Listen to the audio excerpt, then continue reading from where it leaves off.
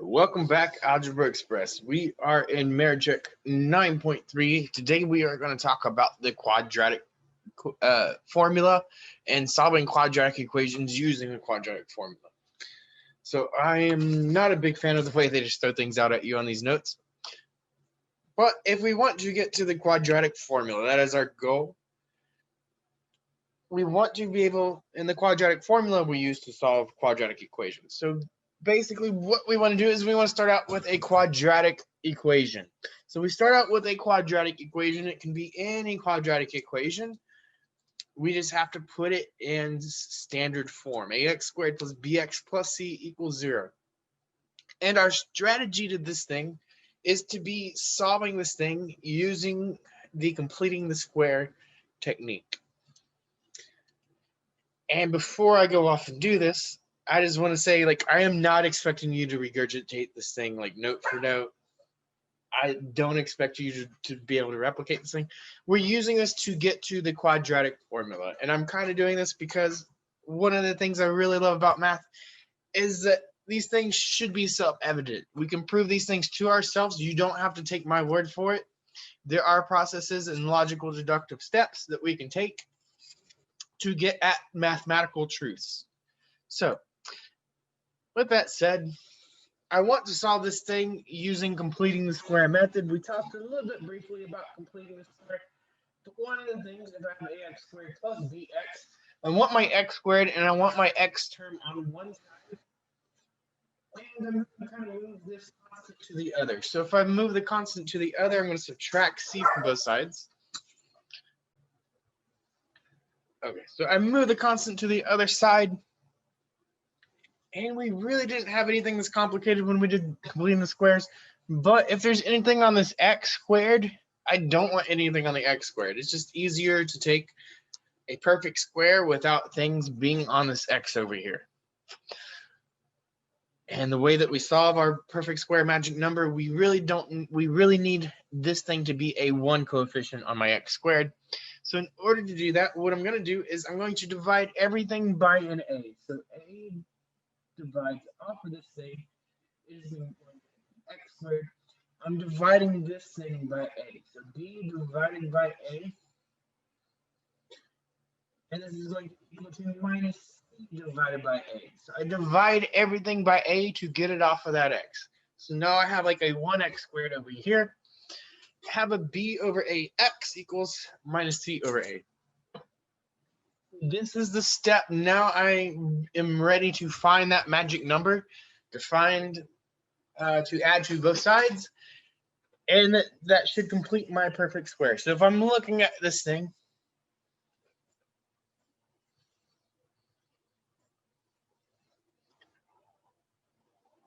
I want to make this a perfect square. So my magic number looks like b over a. And then I'm going to divide that by 2 and square it. So if I divide something by 2, it's basically you're putting the 2 on the bottom. So I'm taking this thing and I'm squaring it. So I think one side I'm going to add this. So I might want to write it different ways depending on what direction I'm going with it. It's b squared over 4a squared if I square it through. So this is the magic number. This is the thing that I need to add to this side, and I need to add it to this side. So on the left over here, I have x squared plus b over ax. I think I'm going to add it like this, plus b over 2a squared. It might make it a little more obvious what's happening there. And on this side, I think I'm going to add it as b squared over 4a squared. And I'm adding it to a minus c over a.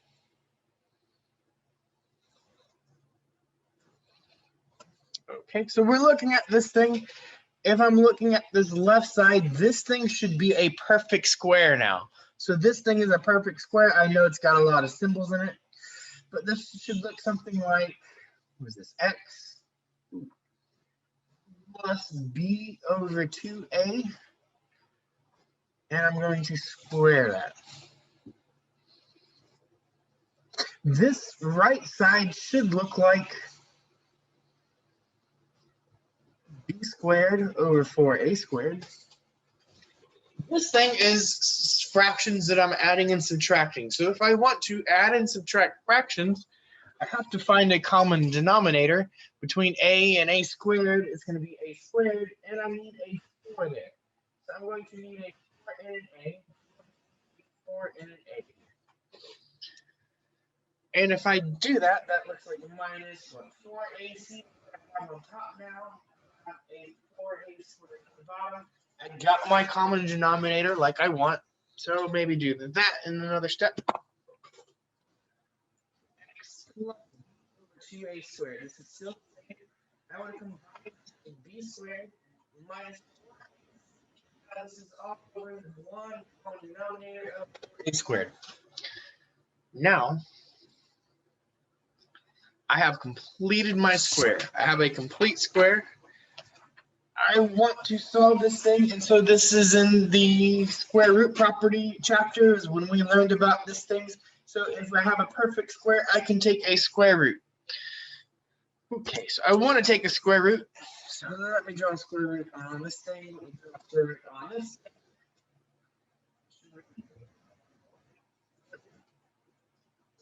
And if I do a square root, I have to take a plus or minus. So there should be a plus or minus happening there. This side now on the left looks like x plus b over 2a. This thing on the right looks like plus or minus. And I have a square root of a fraction. We've talked a little bit about this, but anytime I have a square root of fractions, or anytime I have a exponent, right, I can kind of distribute this exponent. So I have a b squared minus 4ac, and I have a square root of 4a squared on the bottom. Okay.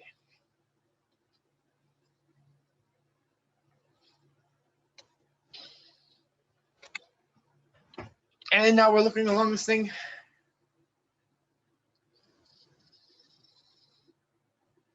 This denominator I can simplify a little bit. So this looks like x plus b over 2a. This is equal to plus or minus. And I can put this plus or minus out in front of the fraction, or I could put it on just the top, sort of like out here. Squared minus 4ac.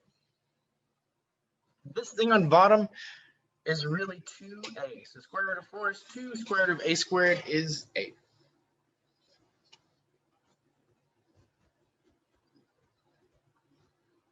Okay. And now there is one sort of last thing I need to do to clean this up. I want to solve for x. So I'm solving for my x. I have to subtract this thing over. So x equal to, I'm subtracting b over 2a over. I have a plus or minus. I have a square root of b squared minus 4ac. And this thing is all over 2a.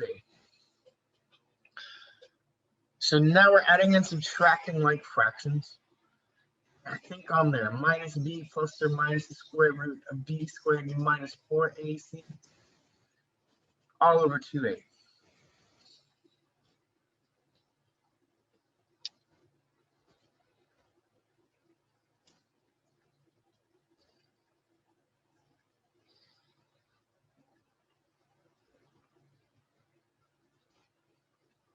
Okay. And so we're here. We solve for x given a general form of a quadratic. So now let's kind of recap what we have.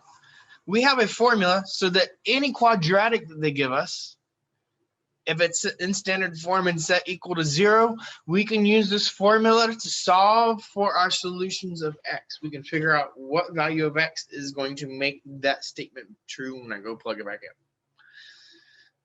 So this is the quadratic formula. So you're not expected to regurgitate this sort of proof sort of thing happening here. This demonstration of how we get from a standard to the formula, right? You're not expected to regurgitate this every time.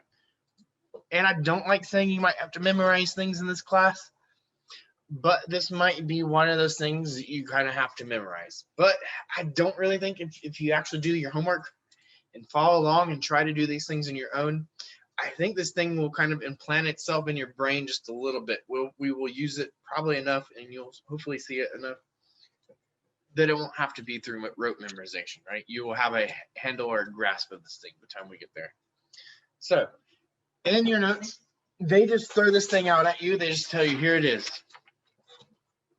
And they give you a little song.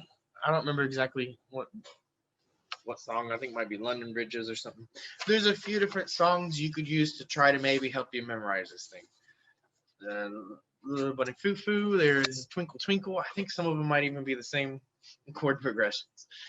Forever Jaka. So I think a Little Bunny Foo Foo is the thing that usually pops in my head. X equals a negative b plus or minus the square root of b squared minus 4ac all over 2a. Right? So if you do a Little Bunny Foo Foo, whatever you have to do to help get this thing down in your head, make sure you get these signs correct. So I think one of the common things is people will mess up the negative b, or they won't put a plus or minus, or I don't know, any host of any other things. But this is the formula. This is the thing that we are going to be using in this chapter. So solve using the quadratic formula. So we have a quadratic formula. So we want to recognize A, B, and C. So my A is 4, my B is 8, and my C is 13 here. They are all positive numbers here. So this is the first sort of thing you might have to do when you are solving with a quadratic formula. The next thing when you're solving with the quadratic formula is you're going to have to know the quadratic formula. So like I said, I don't like saying just memorize this, but we will have to use this. You will have to know it. So you might have to memorize it a little bit. This is a negative b plus or minus the square root of b squared minus 4ac all over 2a.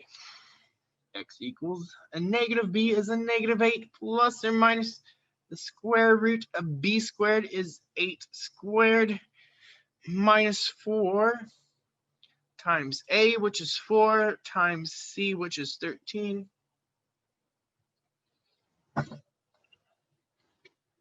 I know one thing people do mess up on, the b's not negative here, but sometimes when your b's negative, people will not square the negative. You got to square a negative if it's in there. This is also over 2a, which is 2 times 4. So now we are just doing PEMDAS order of operations, just number crunching this thing. So this is 8 plus or minus. This is a root. This is 64. And then I have to subtract whatever the heck this thing is. 4 times 13 gives me 208. And this is all underneath the radical. On bottom, I have 2 times 4 is 8.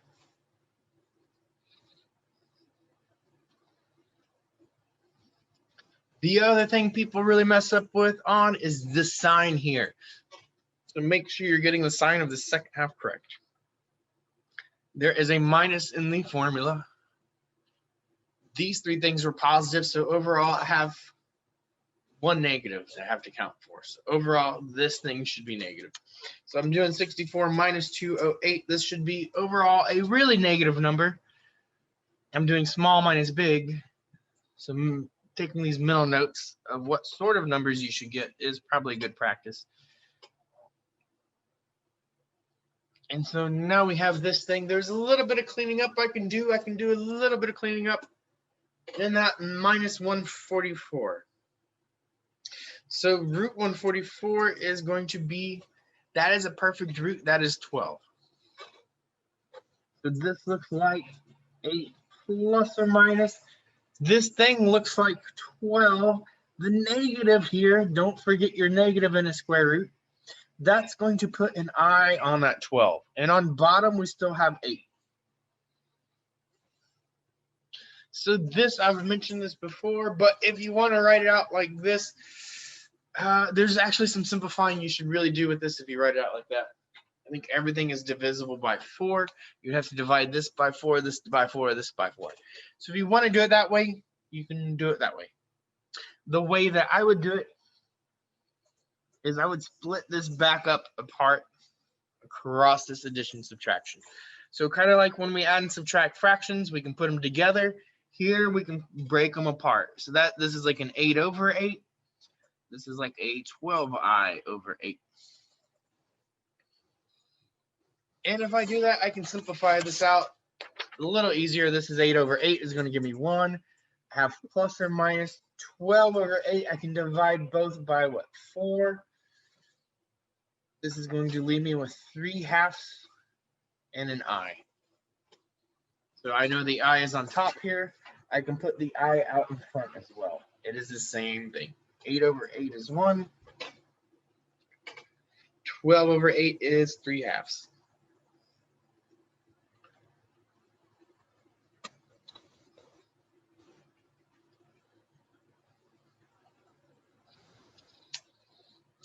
Okay. So now we're getting some crazy looking solutions for our x. But just recapping, I'm getting two values for x, one plus 3i, one minus 3i. And what that means is something you probably don't want to do. But if you wanted to, you could absolutely check this, right?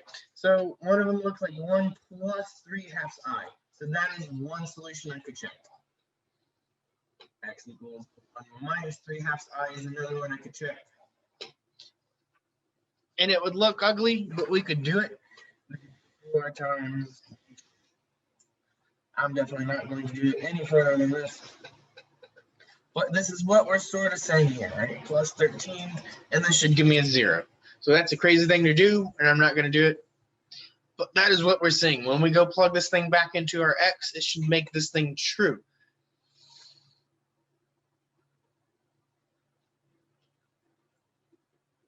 Okay. All right, so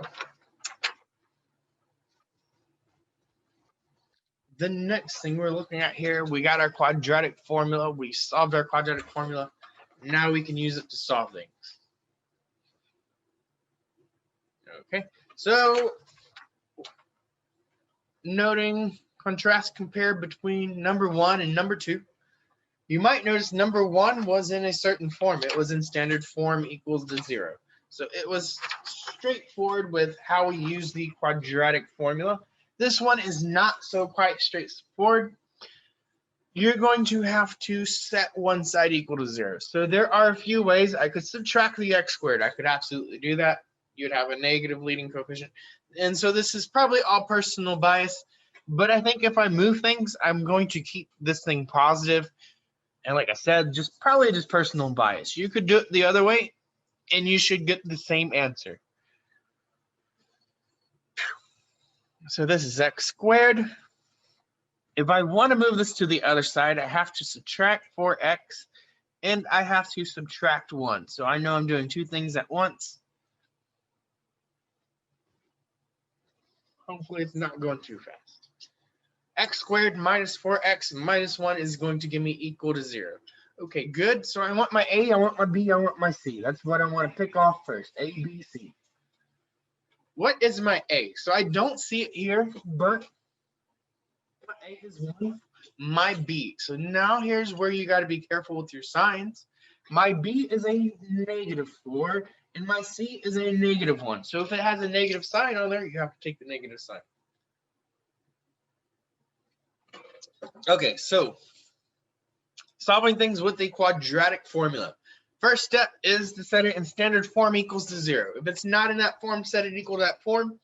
Pick off your A, B, and C, then throw it into your formula. So x equals a -b plus or minus square root b squared minus 4ac all over 2a. Okay, so now we have our formula. Now we're plugging things into the formula. So plug things into the formula correctly. So minus b looks like a negative of a -4. And I know I'm writing double negatives. I'm probably not going to write them too much longer. I have a plus or minus square root. I have a b squared. So this looks like I take a -4 and I square it. This is something people mess up on. So take note of how that looks. -4a times c. I have a -4, I have to multiply by A, I have to multiply by C. My A is 1, my C is a -1. And then the bottom looks like 2 times A, looks like 2 times 1. So I'm plugging in my numbers. I know my formula, I plug in my numbers. Now I have to crunch some things. So I said this when I wrote it, I have a double negative here. That's really just going to become a +4. So I have a +4, I have a plus or minus, I have this big square root thing. Now this is where some people mess up. I have a -4 and it's being squared. It is going to become positive. So when I square my b, that thing should always be sort of positive there. This is the other thing people might mess up on. I have a -4, +1, and a -1. You might notice I have 2 negatives here. So overall, this should become positive. 4 times 1 times 1 is going to be 4. Okay, this looks like 4 plus or minus root 16 plus 4 over 2 times 1 is 2. Okay, so there's one step I should really do next. And that is in this radical, I have 16 plus 4 should give me root 20 over 2. Now I'm looking at this thing. I have 4 plus or minus root 20 over 2. I'm looking at that radical and trying to see if I can simplify anything out of that radical next. Out of 20, I think I can do a 4 and a 5.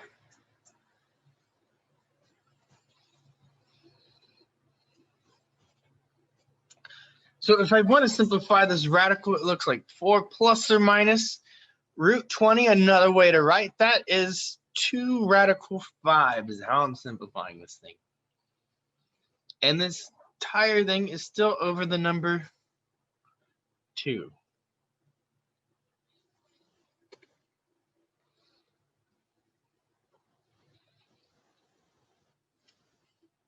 Okay, so now I have this thing. Same sort of process as before. If I want to do it, I can divide 3 of these things by 2. Would be the common factor. If I don't want to do that, I can think of each one of these separate. So I have 4 over 2 plus or minus 2 radical 5 over 2. So I take the numerator and I separate it over that denominator. And this is 4 over 2, looks like 2 plus or minus. This here, we've talked about it before, but things outside the numerator have to get simplified with things outside the numerator. So this 2 and this 2 should simplify. And this should look something like 2 plus or minus root 5. And just to recap, we are talking about solutions of x. We get 2 different solutions for x.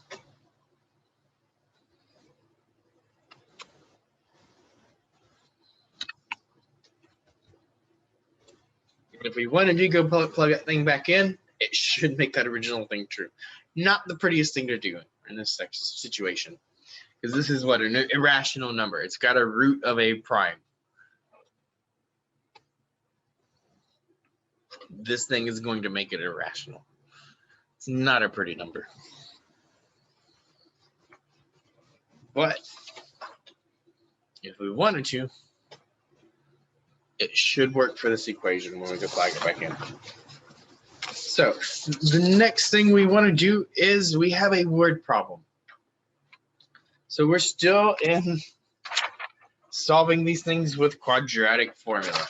Now they're trying to throw a word problem at you. This is a student activity, so they're hoping you know how to set this thing up kind of already. We've gone through examples that were somewhat similar.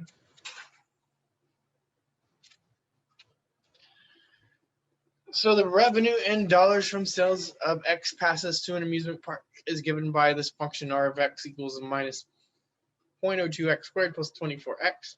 How many tickets must be sold for the revenue to reach 4,000? So they give you this important information of revenue is 4,000. And then they want to know how many tickets being the x value. So they're giving you a revenue, which is like your r or your r of x value. So they were giving you a revenue of 4,000 to plug in. Hopefully, once you read this problem, the first thing that kind of sticks out is I'm plugging in 4,000 to my revenue. My function looks like this. And so I now want to solve this thing for my X value to figure out how many tickets I have to sell. And so you might figure it out already. I should get two solutions for this thing. Okay, so if this is the way I'm going to do it, I think I'm probably going to end up adding my x squared. So if I add the x squared over 0.02 x squared, I'm going to subtract the 24x, and the 4,000 would be positive. So there are a few ways, like I said, to do this. If we subtracted the 4,000, I believe each of our signs would get flipped. But when you go plug it back into the quadratic formula, it should work out either way. Okay.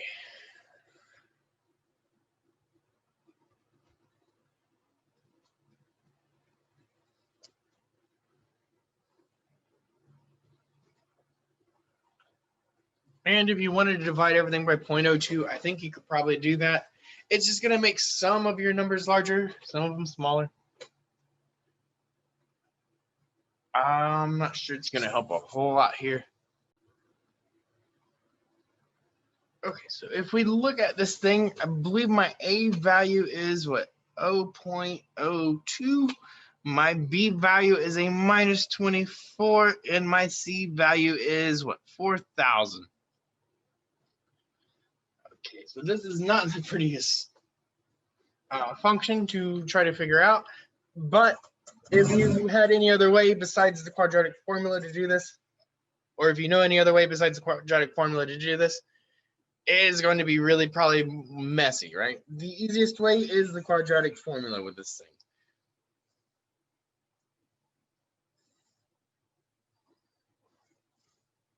It's not a pretty, they are not pretty numbers, but we can plug them into this formula. We can figure things out. Minus B is a minus 24. I'm going to skip a step and just say positive 24. B squared is a minus 24, and I square it. I have to subtract 4 times A, which is the 0.02. I'm running out of room over there. And then I also have a C, which is what? 4,000. And I'm doing 2 times A, which is 0.02 again. So I know my formula. I know these numbers. They're not the prettiest, but I can plug them in. And then I can crunch things a little bit. So this is equal to 24 plus or minus, and this radical. I have 24 squared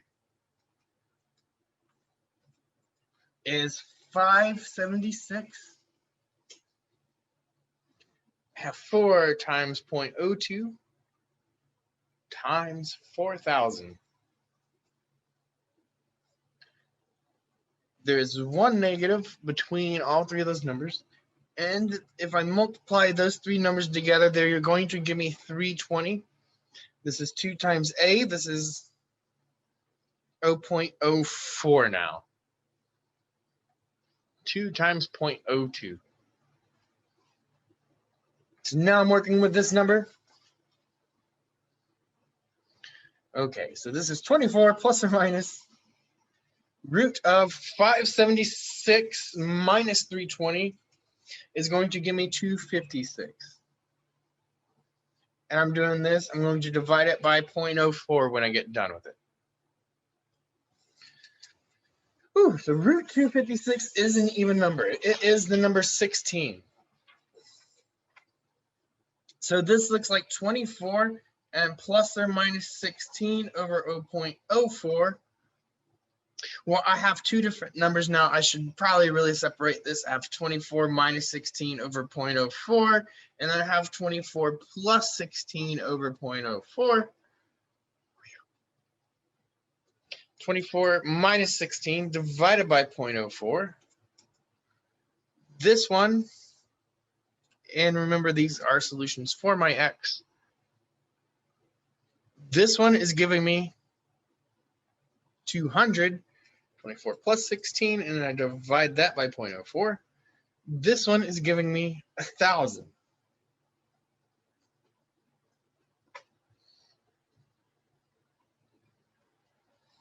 Okay. And so let's go back to the question. The first thing they asked us, revenue dollars from sales of X passes is given by that. How many tickets must be sold for the revenue to be $4,000? So either 200 tickets or 1,000 tickets is what we're saying. So what you might want to look at these, are these both valid solutions? They're both positive tickets. They are valid solutions, so maybe a little bit like a picture in your brain of what's happening here. Our function looks like an inverse parabola. They're giving us this value of what, 4,000 here. So you might notice if they're giving us a value of like 4,000, it's going to hit it twice. It's going to hit it here. It's going to hit it here. So what this is saying is this is the 200. This is like the 1,000 happening here. We're expecting two solutions from this thing. So if you're selling tickets, which one are you going to shoot for? Probably the 200.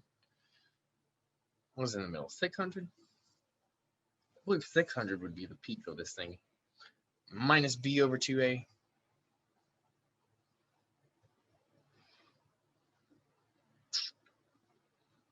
I have to do it here, right? I think it would give you 600. Should be.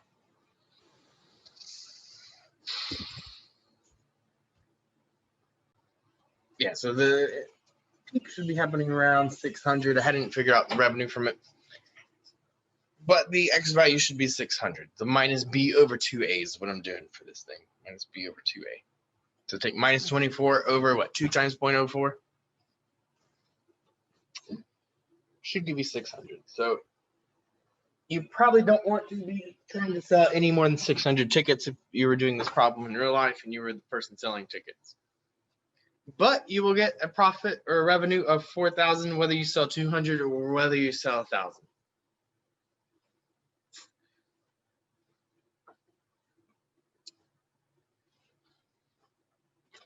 And so I think this comes down to like a sort of like supply and demand sort of thing, right?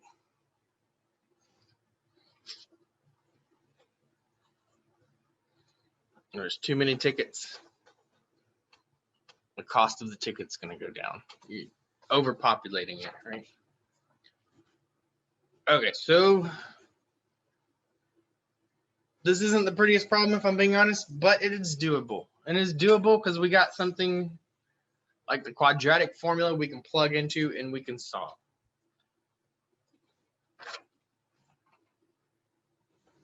Okay, so they give us a few more problems to work with the quadratic formula, 2 more. And then we are going to talk about this thing called the discriminant.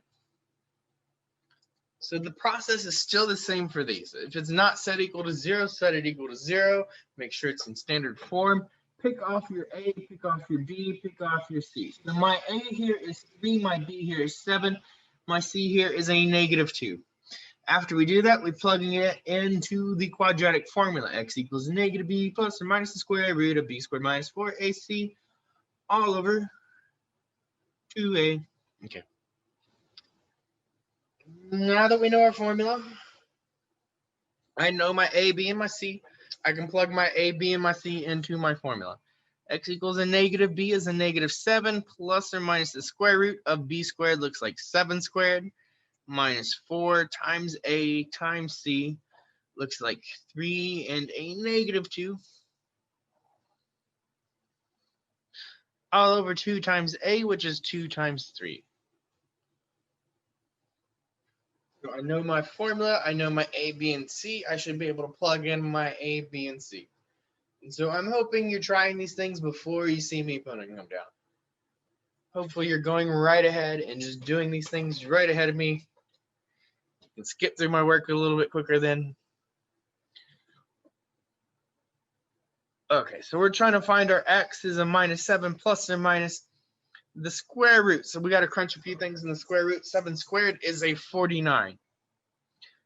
Now, the sign is something people usually mess up on if they're not paying attention. We have a -4, +3, and a -2. So this is the game called Count the Negatives. If it's an even number, overall, this is going to be positive. If there's an odd number of negatives, this would be negative. So we're just counting the negatives, seeing how many there are. 4 times 3 is 12, times 2 is 24. So overall, this is positive, and it is going to be 24. 2 times 3 gives me 6. Okay, 49 plus 24 is giving me, what, 73? 49 plus 24 is giving me 73. -7 plus of 73 over 6. Writing off the edge of the paper now. Here we go.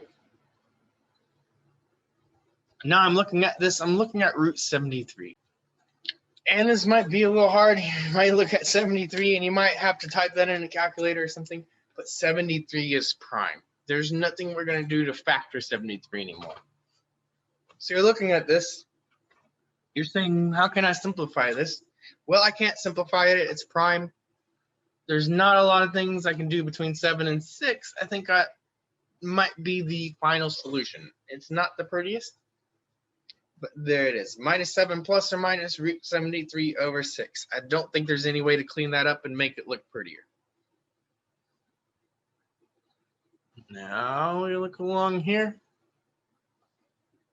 Oh, so we're looking at this thing, and we're probably like looking for a shortcut on how to solve this. It's like maybe we can add the 4 over and have 2 factors equal to 4. Well, no, then we can't use zero product rule. So if we add the 4 over, that's not going to be 0 anymore. And the short answer to a long process of thinking is that there really is no shortcut that we can do on this. It is probably going to be one of the longest problems, because what we have to do is we have to distribute before we start factoring. So we have to distribute these things first. So this gives me x squared. I have a -5x. I have a +1x. And then the last thing I have is a -5 here. That's those things distributed. And then I still have my -4 here, and this is equal to 0. So this looks like x squared minus 4x minus 9. And this is equal to 0. So now, if you want to put a 1, you can put a 1 there. Now I'm looking at this. How do I solve this? Can I factor this thing? I don't think there's anything that's super obvious that you can factor that into right away. 3 and 3 aren't going to give you 4, and 1 and 9 are not going to give you 4. So if I can't factor this, the process that I'm going to do is I'm going to stick this into the quadratic formula. So x equals a -b is going to look like 4 plus or minus the square root of b squared is going to look like a -4 being squared. -4 times a times c is going to look like times a is 1 times c is a -9.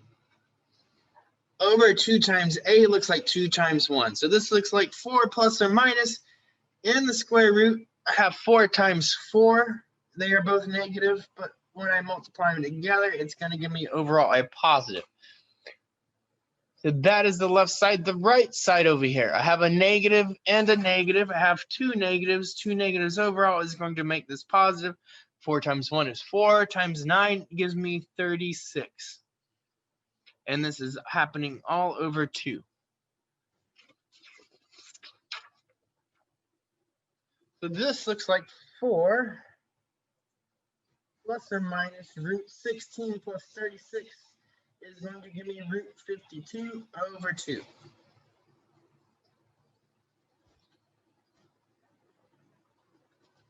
Okay. Whew. So now I'm looking at this. I have, what, 52? And I'm thinking about how do I break apart 52? I think the easiest way is into what? 4 and 13, I believe. 4 plus or minus, if I look at this as root 4 and root 13. So I'm breaking apart that 52, trying to simplify 52. So 4 and 13 will give me back 52. And if I break off a root 4, that's like breaking off a 2. Root 13, 13 is prime, so I know this thing is simplified already. So if I'm left with the prime in there, I am fully done. Now, there's an issue of simplifying that I have to do. So if you want to, you can separate these into 4 over 2 plus or minus 2 radical 13 over 2. So one way is you can separate these and you should get something like 2 plus or minus root 13.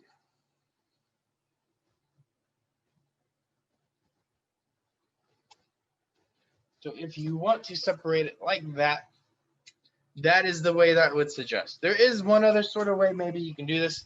If we have on this step right here, divided by 2, we might notice that there's a 2 in here, there's a 2 in here, and there's a 2 in here. Divide this by 2, it's going to give me 1. Divide this by 2, it's going to give me 1. Divide this by 2, it's going to give me 2. So if you do know how to simplify this correctly that way, you can also do it that way. And I have over 1, so I'm not going to have a denominator. I'm going to have 2 plus or minus root 13, which is what I ended up with there. Okay, so we will have a bit more practice with doing these in class with the homework. So be prepared to do things, to crunch things with the quadratic formula. So remember, standard form equals 0. We can throw it into our quadratic formula. From there, we just need to know our PEMDAS and do things in the right order. So the quadratic formula, they're going to talk about this thing called the discriminant. And the discriminant is just a fancy word to say the thing underneath the square root. So b squared minus 4ac. So this is the thing underneath the square root. That's the important thing to know. So if we have a square root,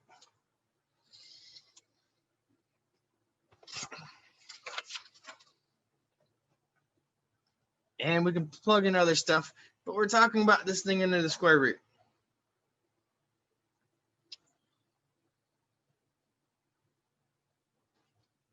If it's a positive number,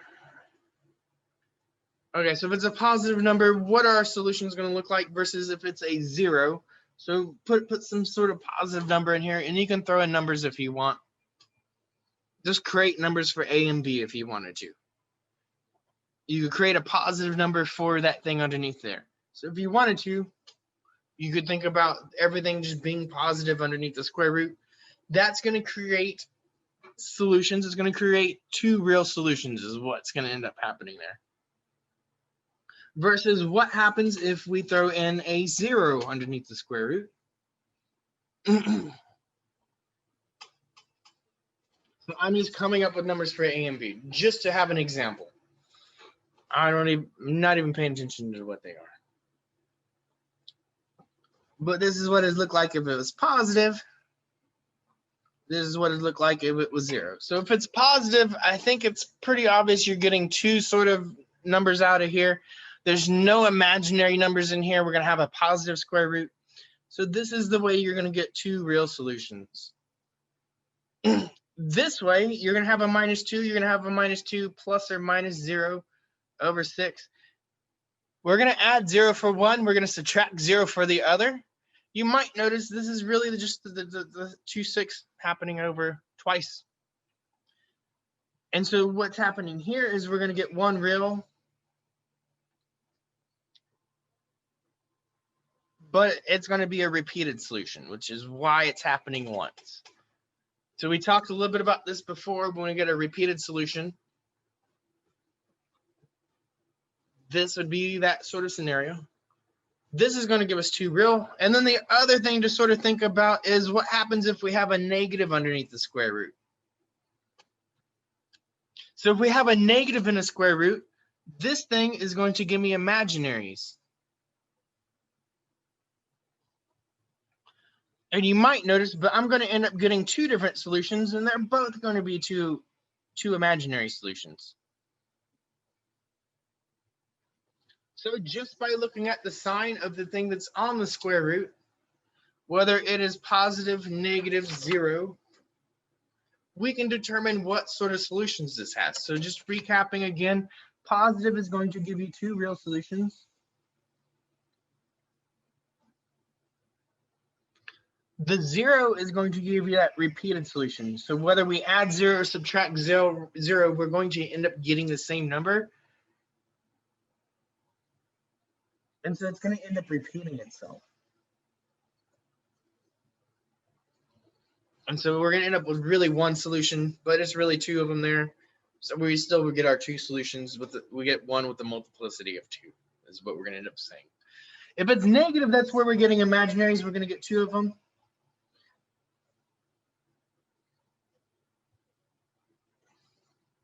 Two imaginary, or you could say complex. They're going to have an imaginary component. They're going to be complex.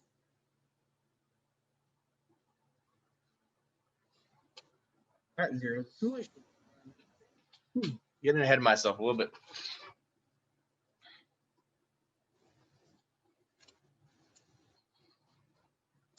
The key word there being imaginary. They're going to have that imaginary component in there. So now we're not even going to do the whole thing anymore. We're just going to tell them what sort of solution they're going to have by looking at b squared minus 4 times a times c. So if I'm looking at b squared minus 4ac, my b here is 14. So I want to take my 14, I want to square it. I want to subtract 4. I want times 3 times a minus 5. Okay, so the first thing I'm doing is 14 squared is 196. Now I want to look at my signs here. So notice I have two negative signs. So overall, this should be adding 4 times 3 times 5 is 60. So 196 plus 60. So overall, to be honest, I don't even really care what this number is. All I care about is the sign on the number. So I know it's 256, but the thing I really care about is this thing right here. It is a positive number. So this is positive 256. What that is telling me is that I am going to get two real solutions.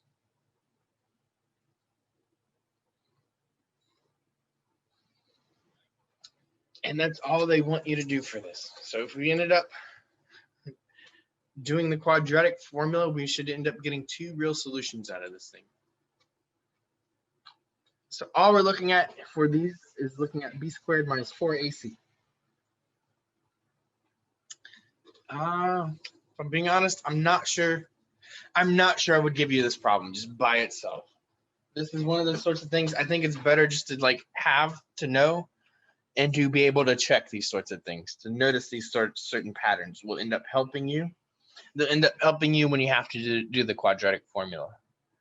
But just from looking at the thing underneath the square root, we can determine what our solutions are going to end up looking like. So if we get a positive square root, we can actually get a number out of that thing. And it's going to end up being two different numbers when we add and subtract it. If we get a 0, we're going to add and subtract a 0. We're going to end up with the same thing over. Whether we add 0 or subtract 0, it's doing the same thing. This last one, if we end up with a negative in a square root, things are going to get imaginary.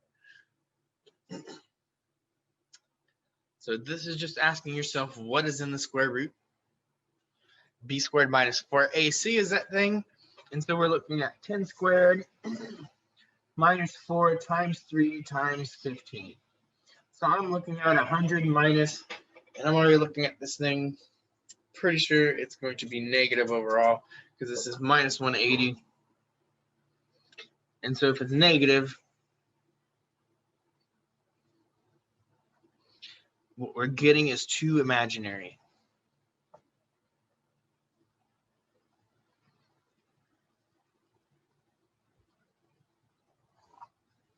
And this last one is b squared minus 4ac, b squared minus 4ac. I'm looking at my determinant to determine how many solutions I have. B squared looks like a minus 12, and I have to square it. I have to subtract 4 times a times c. So minus 12 squared is going to give me 144. 4 times 4 is 16 times 9 is also going to give me 144. So this is the one where I'm getting a 0. So this is one real. I can't spell repeat anymore. Repeated solution.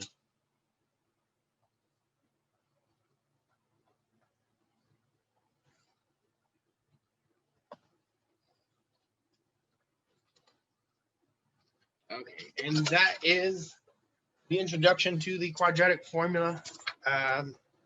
Wish you luck trying to get this thing down. We will do a few more examples and see you in class soon.